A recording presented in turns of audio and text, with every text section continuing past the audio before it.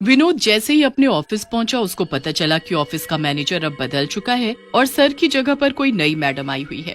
अरे विनोद, तुम कल ऑफिस नहीं आए थे, तुम्हें पता है सुभाष सर ने अपनी जगह किसी और को मैनेजर रख लिया है। किसी और को मतलब कौन है हमारा नया मैनेजर?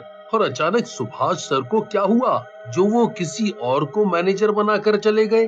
अब हमारी नई मैनेजर है एक लड़की जो किसी और शहर से आई है और उसके काम करने का तरीका बहुत अलग है। वो एक इंसान को नाइट शिफ्ट में रखती है और बाकी सबकी छुट्टी कर देती है। ये क्या बात हुई भाई? एक इंसान क्या करेगा अकेला? ऑफिस में कम से कम 5-6 को रखना चाहिए ना। अब ये तो वही जाने। चलो मैं तुम्हें मिलवा देता हूँ। हेमंत और विनोद वहाँ से अपने नए मैनेजर के ऑफिस की तरफ चले जाते हैं। जा, अंदर ही बैठी है हमारी मैडम, तू भी हेलो बोल दे। तुझे भी पहचान जाएंगी तो शायद नाइट शिफ्ट ना करनी पड़े। विनोद दरवाजा खटखटाकर अंदर चला जाता है। अंदर जाकर देखता है तो एक कुर्सी पर एक सुंदर सी लड़की बैठी हुई है और जिसके टेबल पर उसका नाम वीना रखा हुआ है। हेलो मैडम, आपका बहुत स्वागत है इस कंपनी में। शुक्रिया। तुम विनोद हो ना? जी मैडम, मैं विनोद हूँ। आपको किसी भी काम की जरूरत हो तो मुझे बता दीजिएगा, मैं करवा दूंगा। वो फिर वहाँ से चला जाता है और बीना अपने रूम में बैठकर लिस्ट बनाने लगती है कि कौन किस तरह नाइट शिफ्ट करेगा। रात होते ही संजय को नाइट शिफ्ट करने का नोटिस चला जाता है। अरे यार, आज के दिन ही क्यों? इनको मुझे नाइट शिफ्ट देना था। मेरे घर में आज मेरे बेटे का जन्मदिन है, मुझे घर जल्दी जाना था, फिर भी मैं इतनी देर रुक गया। अब क्या करूं? मैं एक बार जाके मैडम से बात करके देखता हूँ। अगर वो बोलेंगी तो आज मैं तेरी जगह पर नाइट शिफ्ट कर लूंगा और तू घर चले जाना। शुक्रिया दोस्त, मैं भी तुम्हारे साथ चलता हूँ।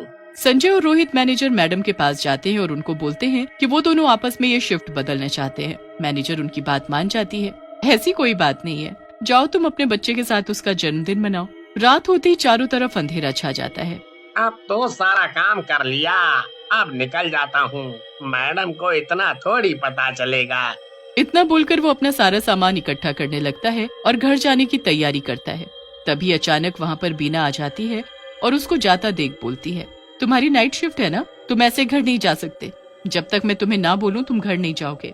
लेकिन मैडम, मेरा सारा काम हो गया है, तो मैं यहाँ बैठ के करूँगा क्या? बीना अपने असली रूप यानी चुड़ैल वाले रूप में आकर गुस्से से उसको बोलती है, मैंने बोला ना तू यहाँ से नहीं जाएगा, जब तक मैं ना बोलूं कोई यहाँ से नहीं जा सकता। तुम कौन हो और तुम मेरी मैनेजर कैसे हो सकती हो? तुम तो एक चुड़ैल हो। मैंने तेरे मैनेजर को मार डाला और उसकी जगह पर आकर बैठ गई। अब तेरी बारी है, जो भी नाइट शिफ्ट यहाँ करेगा मैं एक एक करके सबको मार डालूंगी। इतना बोलकर चुड़ैल रोहित के पेट में अपना हाथ घुसा देती है, जिससे रोहित मर जाता है और चुड़ैल जोर जोर से हंसने लगती है। अगली सुबह सारे ऑफिस वाले आ जाते हैं। अब कल ही मिलेगा मौका रोहित को धन्यवाद करने का।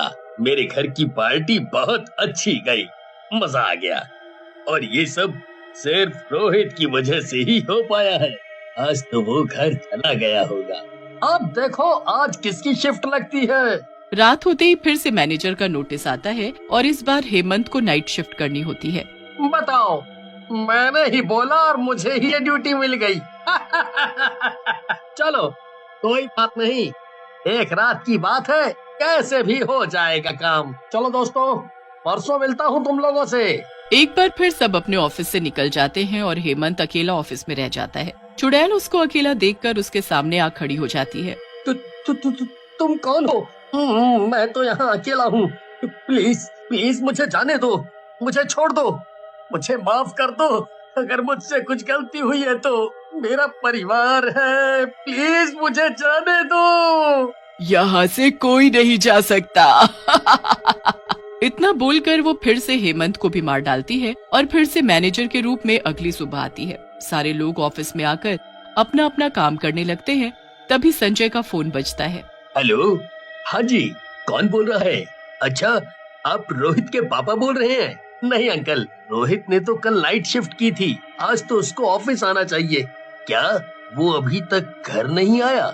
ऐसा कैसे हो सकता है? जी, हेमंत को फोन करके आपको बताता हूँ, उसने भी नाइट शिफ्ट की है ना।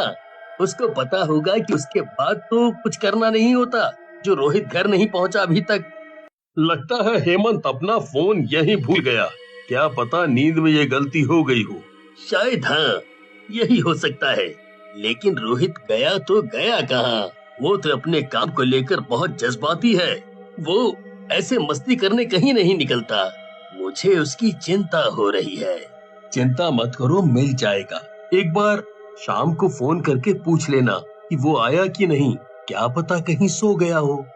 हाँ, हो सकता है।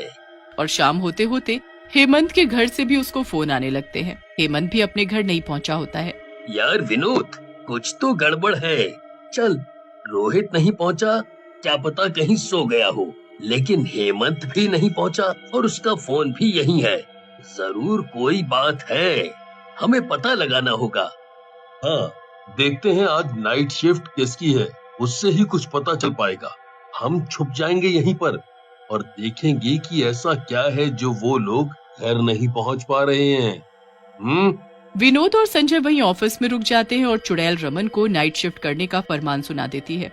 लेकिन चुड़ैल को विनोद और संजय के बारे में कुछ पता नहीं होता। इतना सारा काम, लगता है एक रात से ज्यादा ही लगेगा काम करने में। तब चुड़ैल अचानक रमन के सामने आकर खड़ी हो जाती है और बोलती है, तुझे यहाँ पर काम करने के लिए नहीं रोका, अपनी भूख मिटाने के लिए रोका है। आज तू मरेगा। ये सब क्या हो रहा है? मुझे कुछ नहीं समझ आ रहा। तुम मुझे मारना क्यों चाहती हो? मुझे मारने में बड़ा मजा आता है। विनोद और संजय ये सब सुन रहे होते हैं। ओह, मतलब ये एक चुड़ैल है और इसी ने हेमंत और रोहित को मार डाला। लेकिन अगर हम किसी को बताएंगे तो कोई हमारी बात पर विश्वास नहीं करेगा।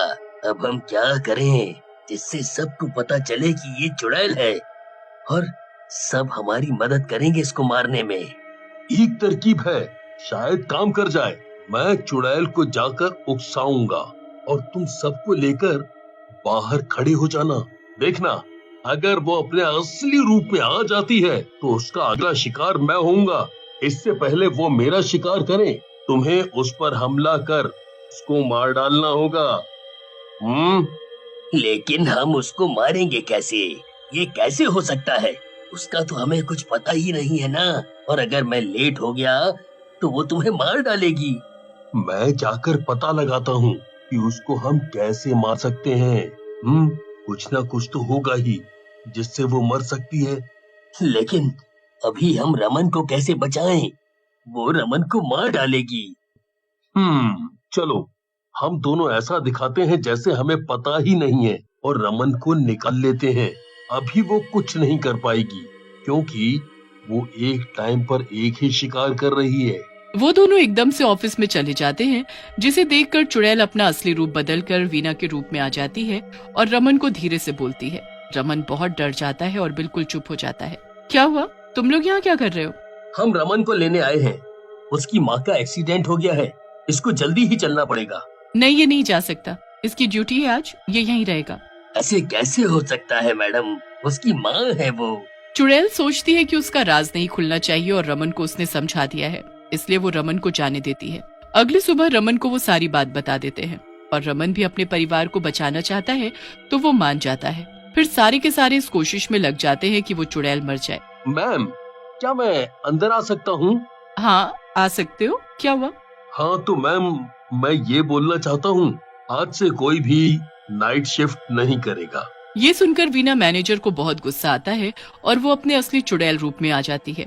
तुम कौन होते हो ये फैसला करने वाले कि कौन नाइट शिफ्ट करेगा और कौन नहीं? तभी विनोद की नजर चुड़ैल के गले में लटक रहे उस लॉकेट पर पड़ती है। वो चुड़ैल विनोद का गला पकड़कर ऊपर उठा देती है। विनोद बहुत डर जाता है, लेकिन संजय, रमन और बाकी लोग देख रहे होते हैं। विनोद जल्दी से उसका लॉकेट खींचता है और उसको उठाकर संजय की तरफ फेंक देता है। मेरा लॉकेट मुझे वापस कर दो, मेरी शक्ति जा रही है। शक्तियाँ तो तेरी जा ही रही है, बस अब तू भी कुछ ही पल की मेहमान है, फिर तू भी चली जाएगी हमेशा के लिए। संजय और रमन जल्दी से उसको तोड़ने लग जाते हैं, पर वो जल्दी टूटता नहीं है। लेकिन ये सारे मिलकर उसको तोड़ते हैं तो एकदम से बहुत सारी रोशनी के साथ वो टूट जाता है। चुड़ैल बहुत तेज चिल्लाती है। उसी के साथ वहाँ वो राख बन जाती है और बाकी सब शांति की सांस लेते हैं